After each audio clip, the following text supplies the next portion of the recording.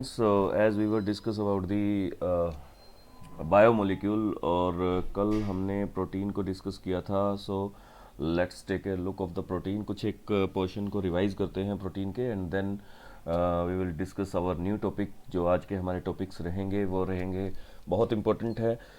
Small introduction about the vitamins and last में हमारे पास बचेगा that is called the nucleic acid. वो बहुत इंपॉर्टेंट है. न्यूक्लिक एसिड के ऊपर काफ़ी बार क्वेश्चन भी पूछा जाता है, तो आपने उसको वो बहुत अच्छे तरीके से करना है. मैं एक बार जस्ट एक ब्रीफ बता रहा हूँ रिगार्डिंग दी प्रोटीन्स. तो प्रोटीन्स के बारे में हमने पढ़ा था. Protein are the most abundant biomolecules as we already know. ये बहुत ज़्यादा मात्रा में मिलते हैं बॉडी के अंदर. और ये अमीनो एसिड्स क्यों कहलाते हैं? क्योंकि एक अमाइन ग्रुप प्रेजेंट होता है और एक कार्बोक्सिलिक ग्रुप प्रेजेंट होता है, और इसे हम अल्फ़ा बोलते हैं because it is just present adjacent to the next to the carboxylic group. So due to this reason ये अल्फ़ा अमीनो एसिड्स काउंट्स होते हैं. ठीक है. उसके बाद हमने इनके बारे में पढ़ा था क्लासिफिकेशन के लिए कि एसिडिक भी हो सकते हैं, बेसिक भी हो सकते हैं और न्यूट्रल भी हो सकते हैं. इफ़ जो अगर एसिडिक पार्ट एक्सेस में प्रेजेंट होगा तो उसे हम क्या कहेंगे? Acidic amino acid. Basic part में ज़्यादा प्रेजेंट होगा तो उसे हम क्या कहेंगे? Basic amino acids. और दोनों बराबर मात्रा में प्रेजेंट होंगे तो उसे क्या कहेंगे? That will be neutral. तो इसी के बेसिस पर हमने इसको डिफाइन किया था. Then this is the structure जिसके अंदर हमने देखा था कि ड्यूटरान बनता है. ड्यूटरान में देखा था कि जितना पॉजिटिव चार्ज होगा उतना ही नेगेटिव चार्ज होगा. In all over it will be neutral. But इसके अंदर क्या होगा कि ये एम्फोटेरिक नेचर को शो करता है. Acidic as well as basic nature दोनों को ये शो करता है. That is amphoteric characteristic. ये एम्फोटेरिक करेक्टरिस्टिक को शो करेगा. और ये यहाँ से जो H पॉजिटिव है ये ट्रांसफ़र हो जाएगा टुवर्ड दी अमाइंस. ठीक है. स्ट्रक्चर के अंदर हमने पेप्टाइड बॉन्डिंग के बारे में पढ़ा था.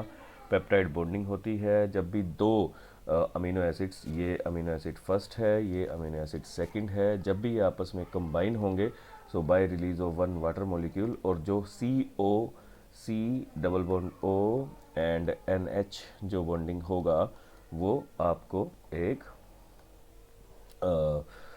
पेप्टाइड बॉन्ड्स की फॉर्मेशन बनेगा. ये है पेप्टाइड बॉन्ड. Peptide bond. ठीक है.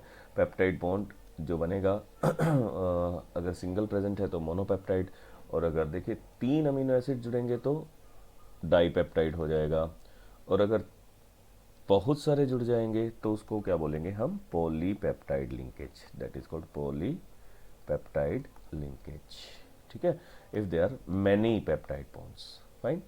सो ये हमने फाइब्रस एंड ग्लोबुलर प्रोटीन को डिस्कस किया था. फाइब्रस प्रोटीन बेसिकली जो इनसोल्यूबल होते हैं वाटर के अंदर.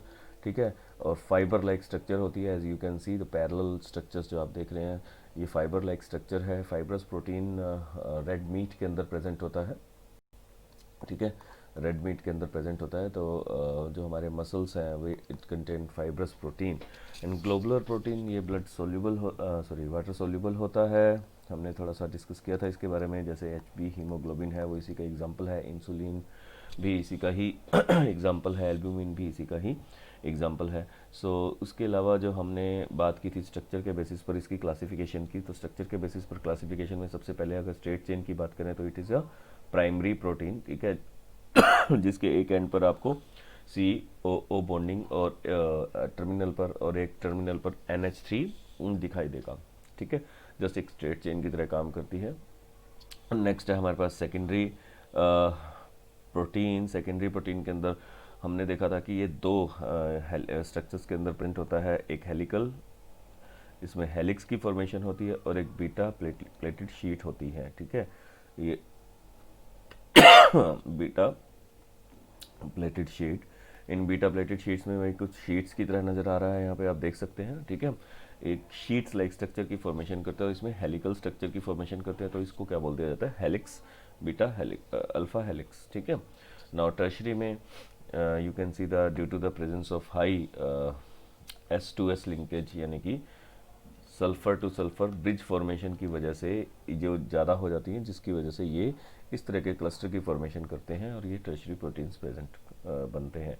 और यहाँ पर हम देख पा रहे हैं कि 1 2 3 4 तरह के डिफरेंट जो स्ट्रक्चर्स हैं वो अटैच होते हैं क्वाटरनरी फॉर्मेशन के लिए, ठीक है।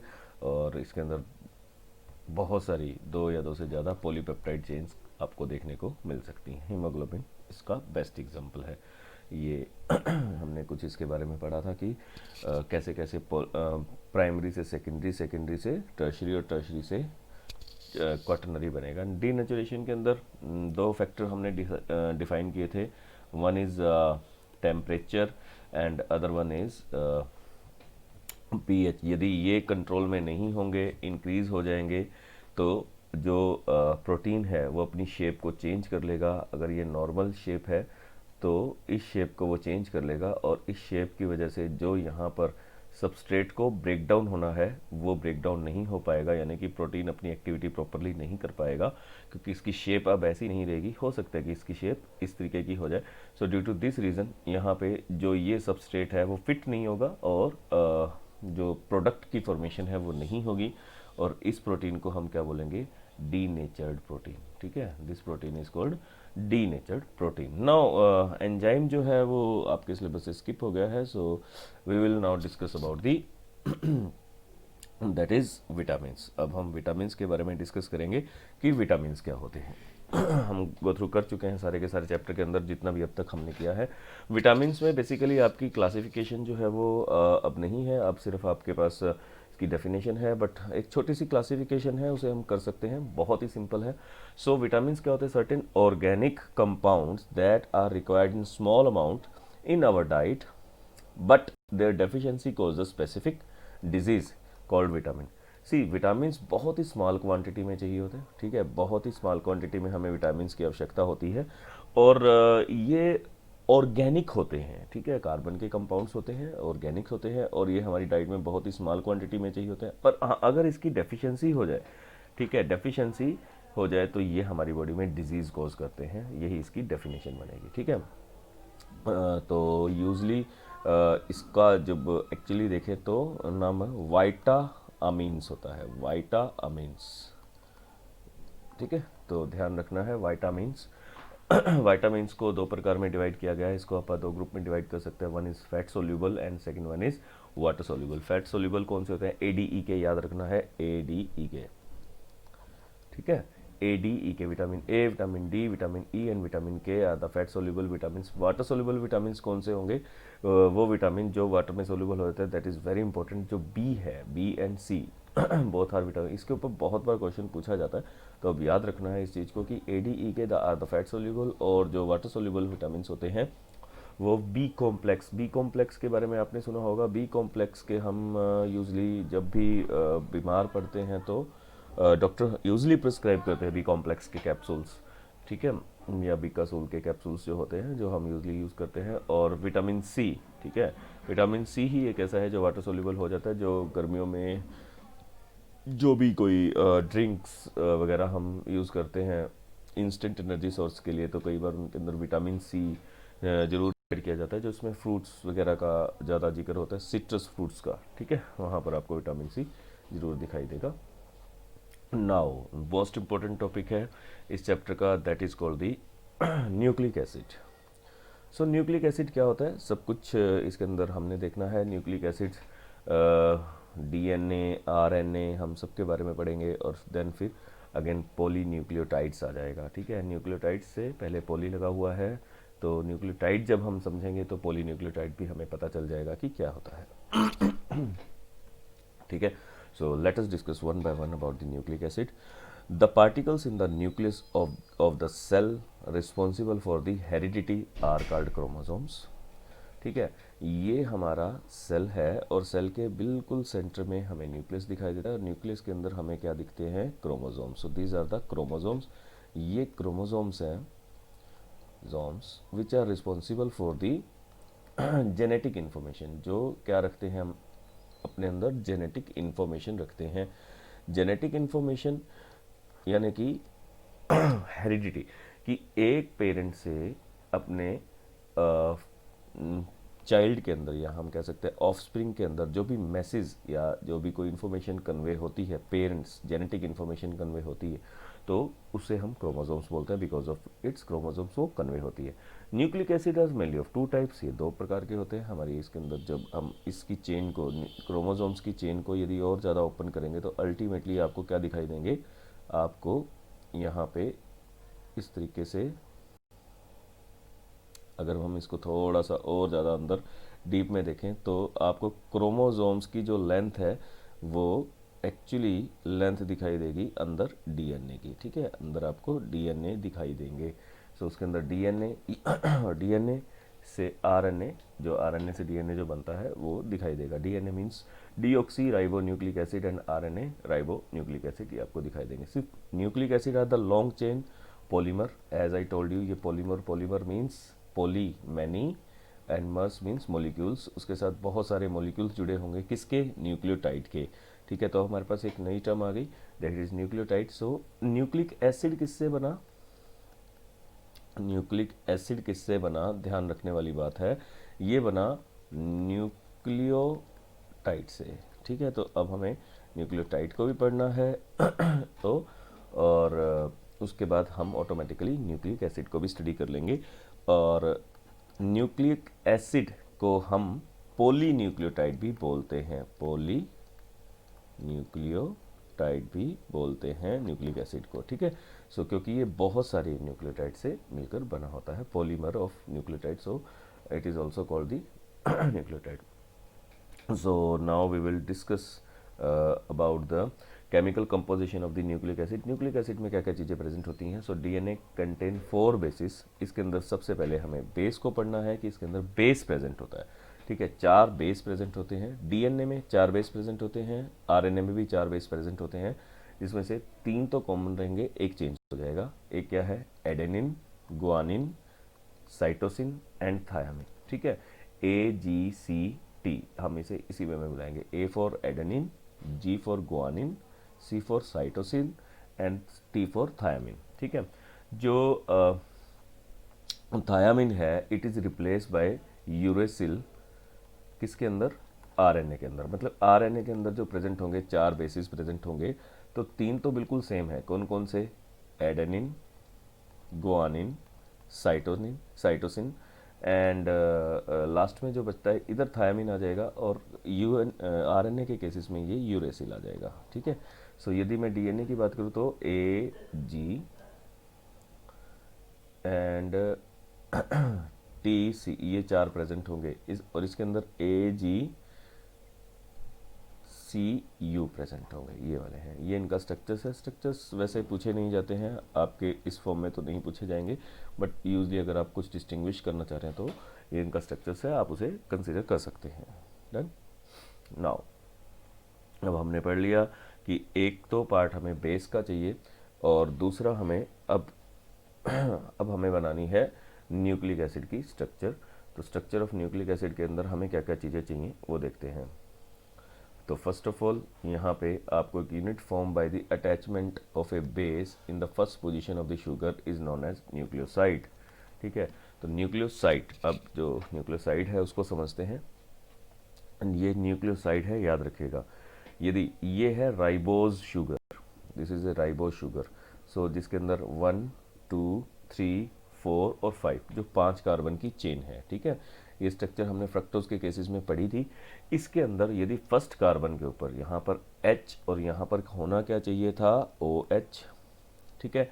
OH को रिप्लेस कर दिया गया एनी ऑफ द बेस से। वो बेस कौन कौन से हो सकते हैं, वो बेस जो अभी हमने पढ़े हैं, जैसे ये इस सच काइंड ऑफ बेस, यहाँ पर जो बेसिस हैं जैसे कि उसके अंदर एडेनिन, गुआनिन, साइटोसिन या थायामिन, इनमें से कोई भी एक बेस यहाँ पर यदि अटैच हो जाए by the replacement of 1 water molecule, as we have already discuss about it कि कैसे ये इसके साथ अटैच होगा। तो यहाँ पर H, इसके साथ एक H अटैच होगा और यहाँ पर क्या होगा, OH होगा, ये रिप्लेस हो जाएगा और ये बॉन्ड किसके साथ बन जाएगा, NH के साथ, जैसे बॉन्ड बना हुआ है इसी तरीके से ये बॉन्ड का फॉर्मेशन हो जाएगा।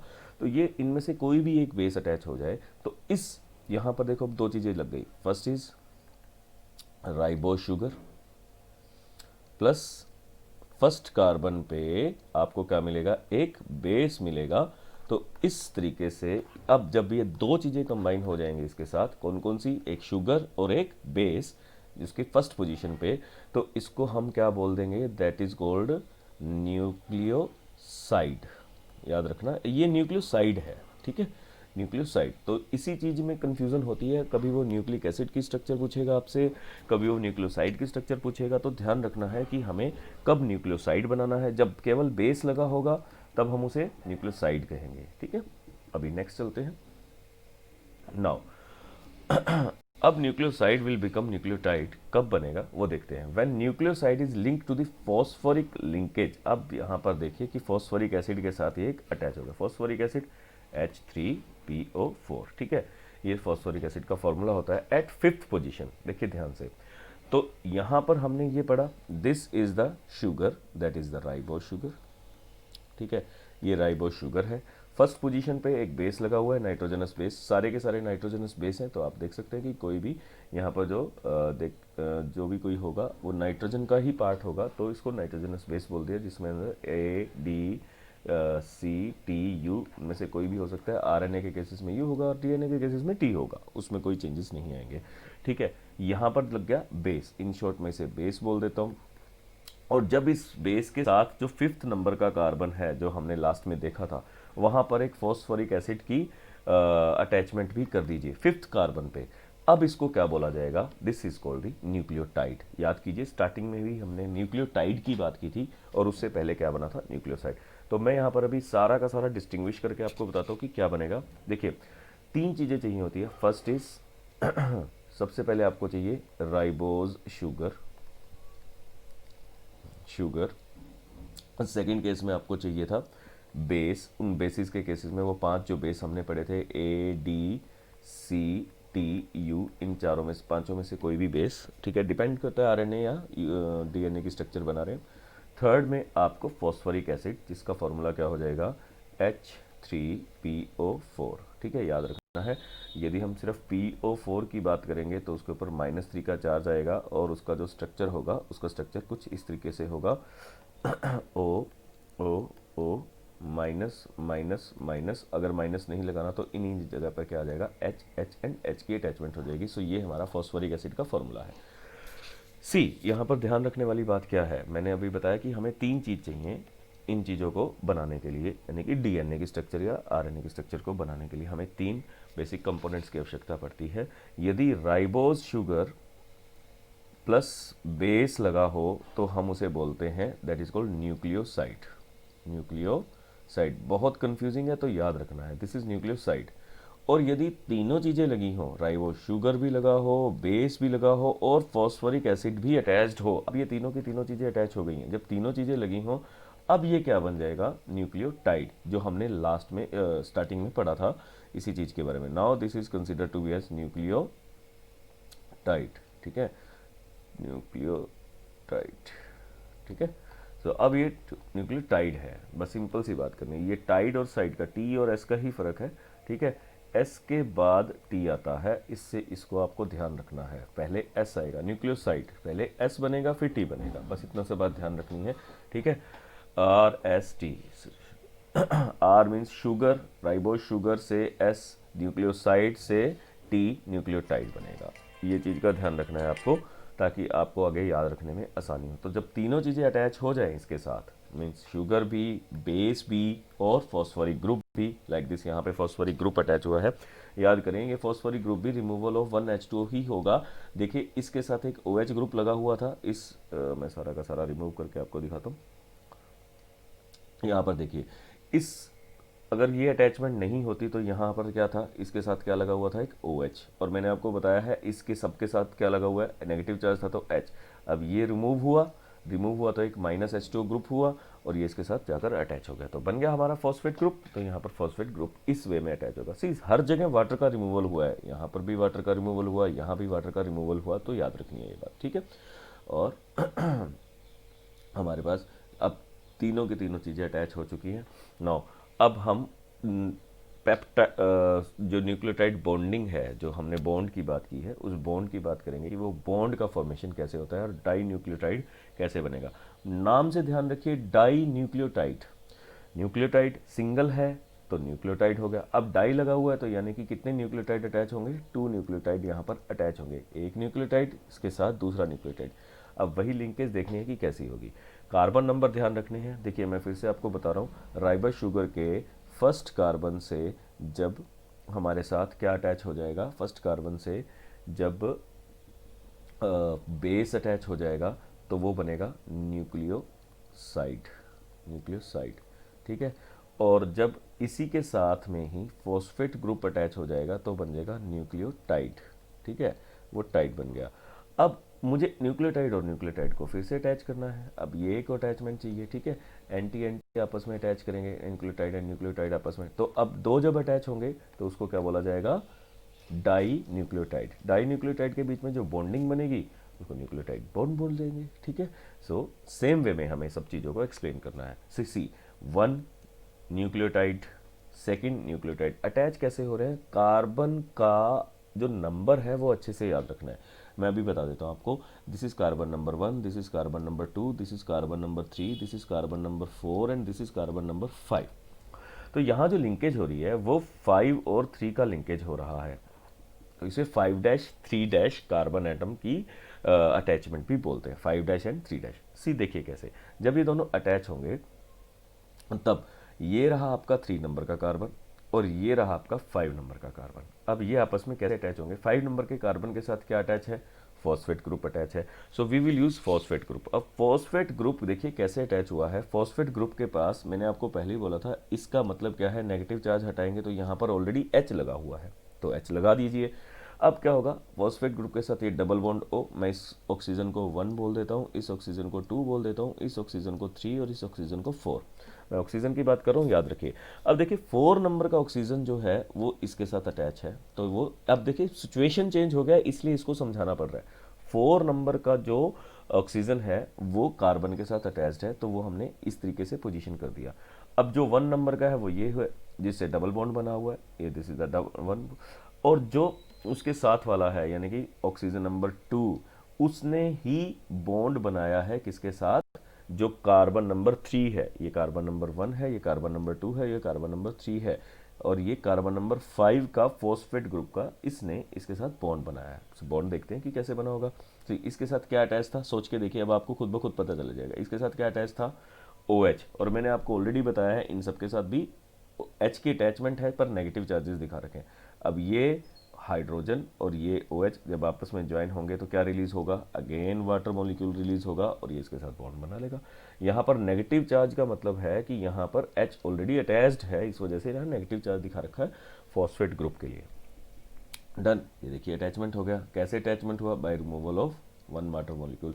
हम 3 वाटर मॉलिक्यूल निकाल चुके हैं। देखिए हर अटैचमेंट वाटर मॉलिक्यूल की रिमूवल से हुआ है। -H2O यहाँ से हुआ, -H2O यहाँ से और एक यहाँ पर हुआ, तो तीनों के तीनों जुड़ गए। एक बार सारा का सारा फिर से समझते हैं कि क्या है। Now see this is the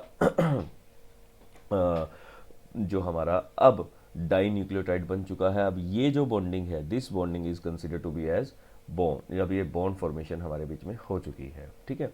अब ये बहुत सारे ज्वाइन हो जाएंगे। हमने पोली की बात की थी वहाँ पे, ये तो एक ही है।